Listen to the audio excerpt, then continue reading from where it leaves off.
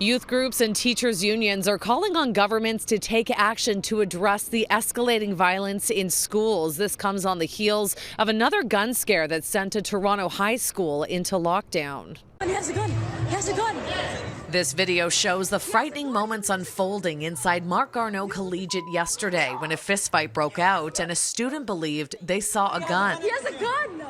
Thankfully, no one was seriously injured, and police say upon investigation, no weapon was found. But scenarios like this are happening more and more in Toronto schools. Last week, a gun was fired in a bathroom at East York Alternative Secondary School. And according to the TDSB, this year is on track to have the highest number of violent incidents on school property.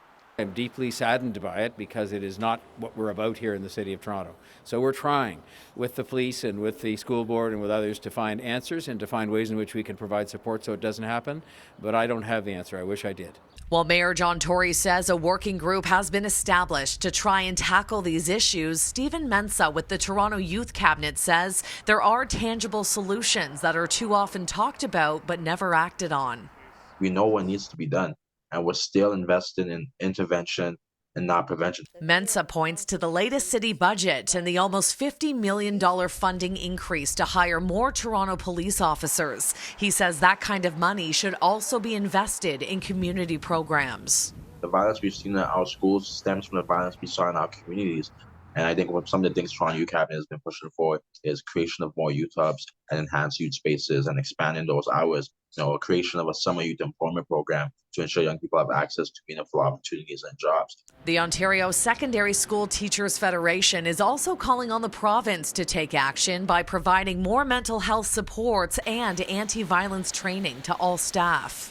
That's better than trying to deal with the tragedy afterwards. We need to make sure that people are prepared beforehand. In a statement to CityNews, the Ministry of Education says student mental health and well-being continues to be a top priority. It says Ontario's education budget is the highest level in the province's history. It goes on to say that 7,000 new education workers have been hired and approximately 1,000 teachers, while increasing student mental health funding to $90 million.